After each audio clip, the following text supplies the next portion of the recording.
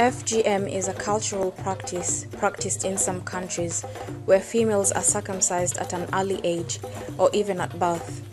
The impact of FGM is very traumatic, and where the females actually survive, some have complications later in life. In the fight against this practice, the UK are promoting education and creating awareness in schools as well as other institutions. The Home Office is also working towards the eradication of this harmful practice. We had a chance to speak to Mr. Norman Baker, who is a local Lib Dem MP and a Home Office Minister, and this is what he had to say. I think female genital mutilation is an appalling practice which has got no place in the civilised world. I fail to understand how people can believe it's appropriate in any sense at all.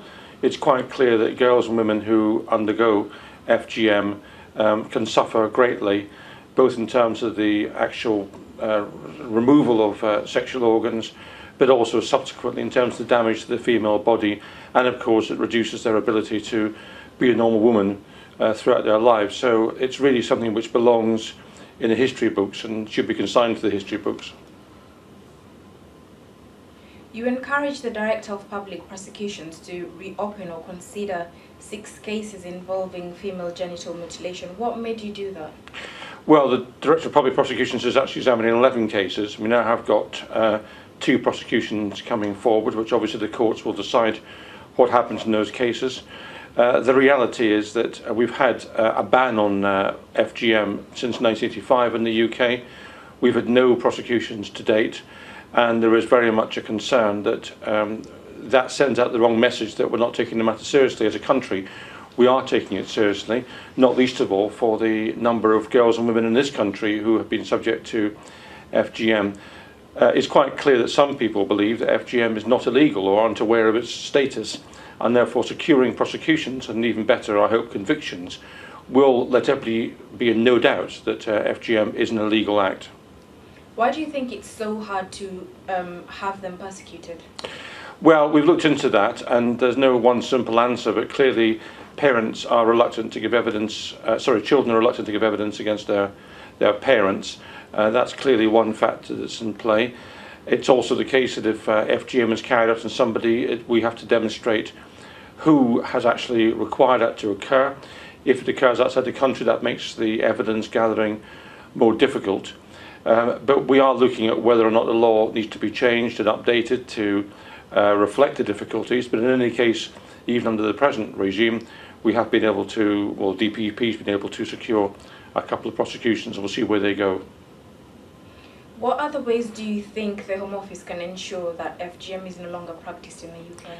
I think it's very important that we engage with communities across the country, the diaspora in particular, and indeed that we rely on those who've been subject to FGM, who understand the communities themselves and come from those communities, to take the message. So people like Leila Hussein, for example, have done a tremendous job, in my view, in sending out the message that FGM is not acceptable. So we need more ambassadors like that to go into communities and to talk to people. Obviously we can do our bit, and we've produced little booklets and leaflets and so on, and we've done what we can to get the message across. But this is not simply about the law, it's not simply about telling people what we think about it, it's about winning hearts and minds and the culture change necessary to end this practice.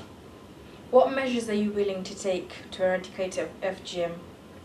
Well, as I say, clearly we're looking at the legislation. We're also taking steps to examine the prevalence of FGM in this country.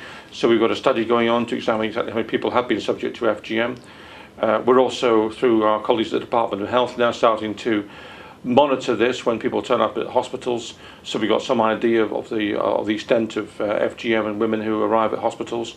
We've got £100,000 thereabouts in the European Union, which we're using to help local communities to get messages across about FGM.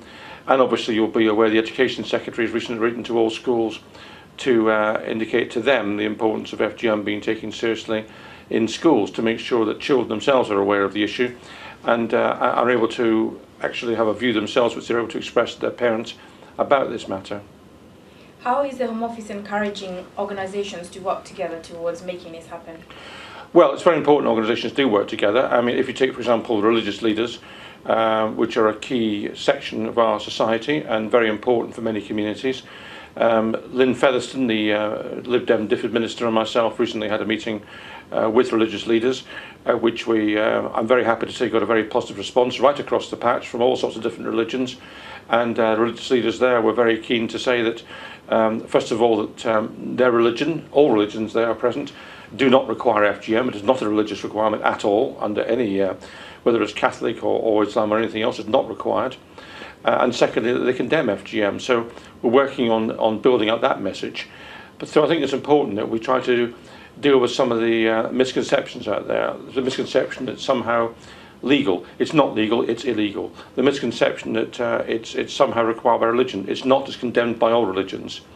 The misconception that somehow this is good for women. It's not. It's quite damaging for women. So there's quite a job to do in hearts and minds and education. Is the government planning to get involved with other countries in making this happen as well? We certainly are, and that's predominantly a matter for my colleague Lynn Featherstone and her colleagues at the Department for International Development.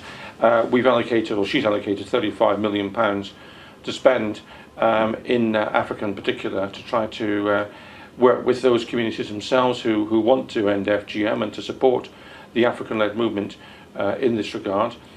So it's very important, and my view is that we're not going to end FGM in the UK until we've addressed it satisfactorily and communities themselves have addressed it in Africa.